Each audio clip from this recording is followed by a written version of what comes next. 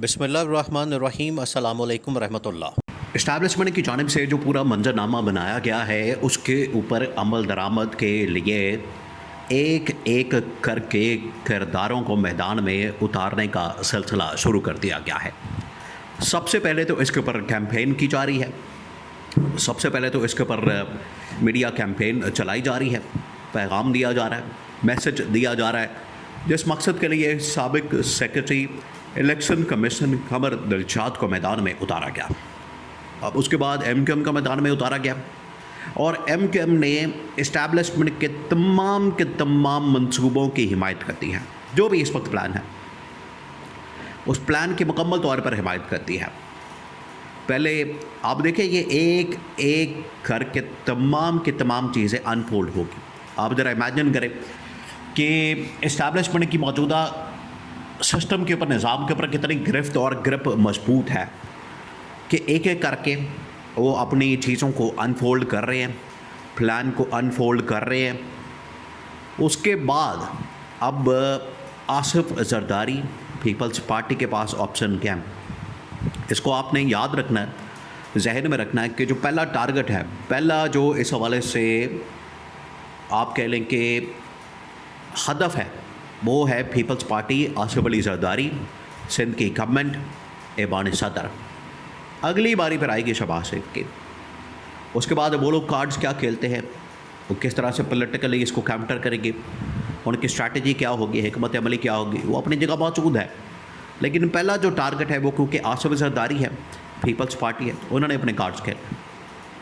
अभी नून लीग को इसकी हिद्दत का, शद्दत का अंदाज़ा नहीं हो रहा। इस वजह से नून लीग तो बिल्कुल साइड पर बैठी है और नून लीग यह समझती है कि ठीक है, अगर पीपल्स पार्टी के ऊपर ये दबाव है, प्रेशर है, तो वो हैंडल करें, मैनेज करें अपने तरीके से, जैसे भी मैनेज करना है। इसमें यहाँ से आप ज़रा अंदाज़ा कर सकते हैं कि कैसे अपने अपने मफादात की खातिर ये लोग दौड़ लगा रहे हैं और उस दौड़ में एक दूसरे का साथ नहीं दे रहे।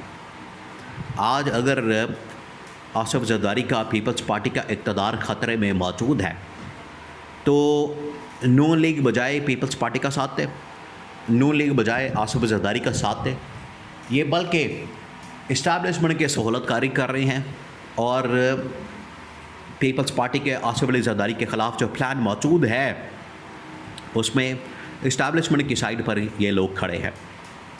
अब होने क्या जा रहा है, पहले आपने तमाम चीज़ों को समझना है, बैकग्राउंड को, और आगे जो डेवलपमेंट्स हो रही हैं, बहुत बड़ी डेवलपमेंट सामने आई है, उससे आपको आइडिया होगा कि अंदाज़ा होगा कि किस तरीके से आगे चीज़ें अनफोल्ड होने जा रही। प्लान पहले आ गया, पहले दबे अल्फाज में बात हो रही थी 1 साल से कि जनरल आसिम ऐवान सदर में फील्ड मार्शल, यूनिफॉर्म के अंदर जनरल बनने के बाद, फील्ड मार्शल बनने के बाद ऐवान सदर उनके टारगेट पर है, निशाने पर है। फिर अचानक से 1 साल हो गया, 1 साल गुज़र गया, मार का हक़ की तकरीबात हुई। जैसे ही तकरीबात होती हैं, जैसे ही मार का हक़ को 1 साल मुकम्मल होता है तो फ़ौरन साबिक़ सेक्रेटरी इलेक्शन कमीशन को मैदान में उतारा जाता है और उनके ज़रिए पैगाम दिया जाता है कि जनरल आसिम को कहा गया है कि आप सदर बनकर यूनिफॉर्म के अंदर आ जाएँ और डंडे वाले ममनून हुसैन की तरह या आरिफ अलवी की तरह या इस तरह से जो सिविलियन लीडर होता है उसकी तरह आपने नहीं आना। आपने पूरे डंडे के साथ, पूरे ज़ोर के साथ, पूरी ताकत के साथ और भरपूर पावर के साथ आपने आना है। ये पैगाम दे के असल में उन्होंने पाकिस्तान की इस्टेब्लिशमेंट का जो मंसूबा था वो पब्लिक में रख दिया। अब इसके ऊपर सेकंड जो स्टेटमेंट सामने आई है वो आई है एमक्यूएम के।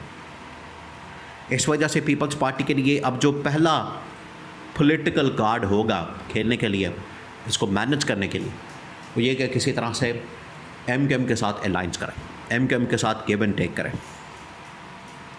एमक्यूएम के साथ कोई इत्तेहाद करें, एमक्यूएम के साथ इस हवाले से कोई मुकमका करें, उनके साथ कोई मामला तय करें।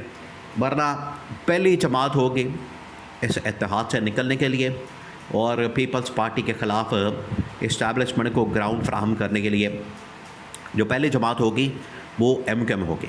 तो अब पीपल्स पार्टी के ऊपर डिपेंड करता है कि एमक्यूएम के साथ किस तरह से ये लोग डील करते हैं। एमक्यूएम ने क्या कहा, उन्होंने 2 बातें की, 2 स्टेटमेंट जारी की। पहली स्टेटमेंट ये कि ये ठीक है, तमाम चीज़ें हो जाएं, इसके लिए अवामी सपोर्ट हासिल करना वो बड़ी ज़रूरी है, तो उसके लिए रेफरेंडम करवा दिया जाए पूरे मुल्क के अंदर।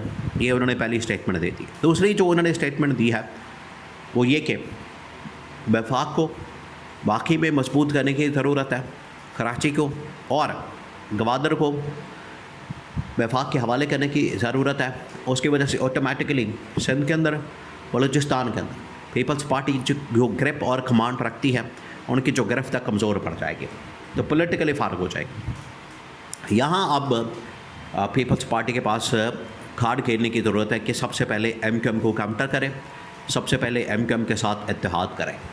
उनके पास जो इस वक्त ऑप्शन मौजूद है पीपल्स पार्टी के पास, वो यही है कि वो इस वक्त अपोजिशन के साथ मिल जाए, अपोजिशन के साथ इत्तेहाद कर लें, अपोजिशन के साथ खड़े हो जाएं, और अपोजिशन की जो तहरीक है, अपोजिशन का जो इस वक्त प्लेटफॉर्म है तहरीक तहफ़्फ़ुज़ आईन पाकिस्तान के नाम से, उसके ऊपर ये लोग खड़े हो जाएं, उसके ऊपर आ जाएं, इमरान खान के साथ मिल जाएं। ये एक ऑप्शन है। सबसे पहले सिंध के अंदर अगर पीपल्स पार्टी को निकाला जाता है तो उसके लिए वहाँ की जो जमातें हैं, बटेरे हैं, जीडीए है और इस तरह की नेशनलिस्ट जितनी पार्टीज़ मौजूद हैं, उनके साथ राब्ते और सिंध के अंदर बगावत करवाने का पूरा एक मंसूबा मौजूद है और एमक्यूएम भी तैयार है। अगर पीपल्स पार्टी यहाँ पर एमक्यूएम को अपने साथ मिला के पीटीआई के पास पहुँच जाती है, इमरान खान के पास पहुँच जाते हैं, इमरान खान से मुलाकात कर लेते हैं, क्योंकि यही वो दो जमातें हैं। आसिफ अली ज़रदारी जिसने कि यह स्टार्ट की, लॉन्च की इमरान खान के ख़िलाफ़ अदम एतमाद, और एमक्यूएम वो पहली जमात थी जिसने इमरान खान का साथ छोड़ा।